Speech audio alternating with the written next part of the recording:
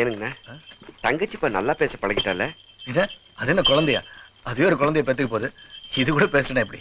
தங்கச்சி கோவப்படுறத பார்த்தா அதுக்கு ஆம்பளை புள்ள தான் பிறக்கும்னு நினைக்கிறேன். பொட்ட புள்ள பிறந்தா வேணாம்னு சொல்லுங்களாக்கும். ரெட்ட புள்ள பிறக்கட்டும், இன்னும் சந்தோஷமா இருக்கும். ஸ்கேன் எக்ஸ்ரே மிஷின் எல்லாம் மடியில கட்டிட்டு வந்தீங்களா? அடடடடா, நீங்க எல்லாம் திருந்த மாட்டீங்களாமா? ஏன் முறைக்கிறீங்க? உங்களுக்கு தங்கச்சியை பத்தி பேசினா வயிறு ரொம்பிடு. எனக்கு அப்படியா? பசி தாங்க முடியல. ஆத்தோரமா வண்டி நிறுத்தி சொல்லு, நான் சாப்பிட்டு தான் வருவேன். அண்டாவது இருக்கிறதெல்லாம் பிரிச்சு வைக்க சொல்றேன். யார பார்த்துட்டேன்னு சொன்னீங்க? உங்களை சொல்லு சார், வண்டிக்காரன்னு சொல்றேன். நிறுத்துற வண்டிய. என்ன என் பேச்சுக்கு அவ்வளவு மரியாதை? உடனே வண்டியை நிறுத்திட்டானுங்க.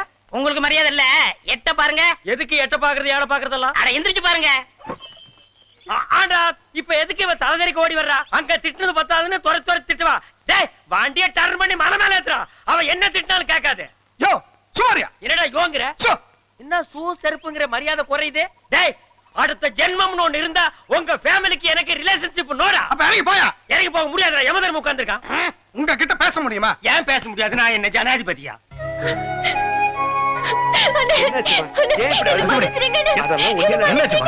என்னாச்சு? என்னமா அப்படி நர்வஸ் வருது? என்னாச்சுமா?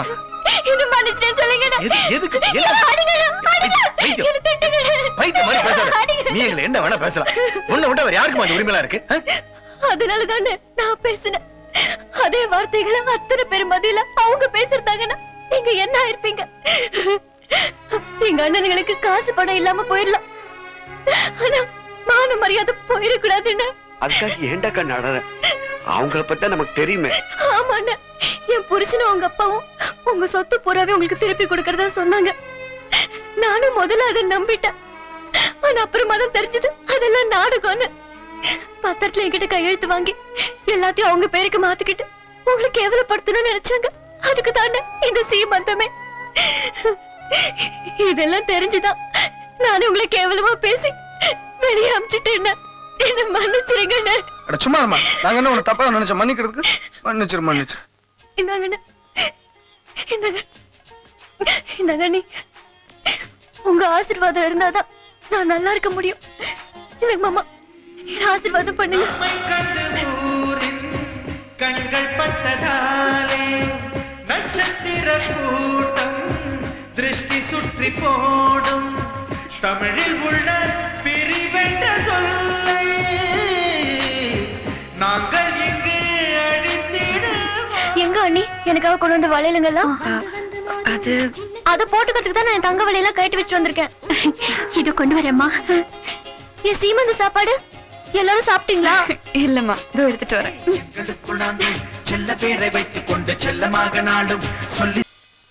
ஏய், எம்பி பொண்ணு கிட்ட தனியா பேசிட்டு என்னடா அர்த்தம்? தள்ளிட்டு போலான்னு பாக்குறியா? பிச்சைக்காரா நாயே.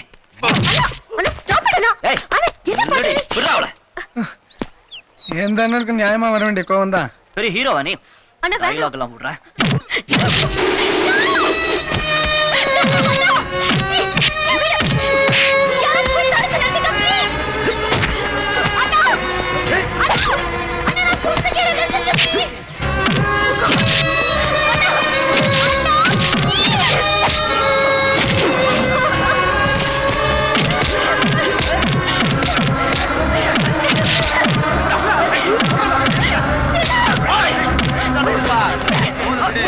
திருப்பி அடிக்க வேண்டியதுதானடா? அடிச்சா சண்டை பெருசாயிருமே. சண்டை வரட்டுமேடா. எத்தனை நாளைக்கு அந்த கையும் காலையும் வச்சு சொரிஞ்சிட்டு இருக்கிறது? 4 பேர் குத்துவேடா. அண்ணனுக்கு லவ் மேட்டர் தெரிஞ்சா கோவப்படுவார்ல. படுத்துமேடா. சத்தம் போட்டு பேசாதீங்க. அண்ணனுக்கு தெரிஞ்சிருப்பது. தெரிஞ்சிருச்சுடா. அண்ணே மச்சான், சென்ட்ராஸ் உடனே காலேஜுக்கு வந்திருக்கான். உடனே இங்க இருந்து கிளம்பு. என்னது கிளம்புவா? ஏய் நீ போடா. டேய் சொன்னா கேளுடா. டேய் ஸ்டாப். நீ சும்மா இருடா. அவன் பாத்துக்கோடா. போடா. ஐயா நீங்க கரிச்சுபாளையம் பண்ணைக்காரு தர்மராஜோட மகன் செல்வராஜ். நான் யாரோன்னு யாரா தானேயா? எவனோ ஒருத்தன் தம்பி மேல கை வச்சானே. கூப்பிடுங்க அவனை. ஐயா உங்க கோபம் நியாயம்தான். ஆமா, நாங்க பேசி சரி பண்ணிட்டோம். நீங்க பிரச்சனை ஆக்கிறாதீங்க. என்ன இது எம்பி வீட்டு மேட்டர்? எம்பி அது பிரைம் மினிஸ்டர் ஆகுது. கூப்பிடுங்க அவனை. ஜெயிச்ச எம்பியோட மகனுக்கு கோவம் வரலாம். ஆனா அந்த எம்பியை ஓட்டு போட்டு ஜெயிக்க வச்சு எங்களுக்கு கோவம் வரக்கூடாதா? கூப்பிட போறீங்களா இல்லையா? நான் தான்டா அந்த எம்பியோட பையன். என்ன பண்ண போற?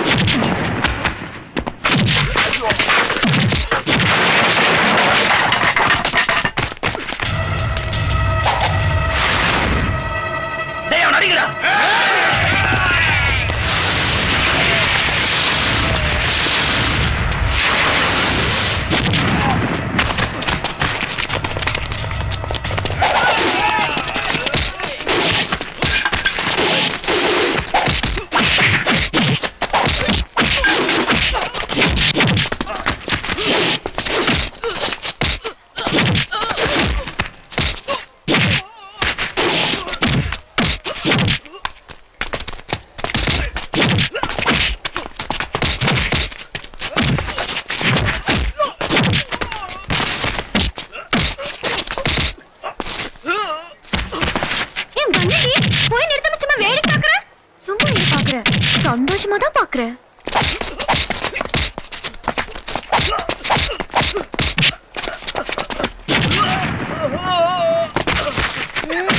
அது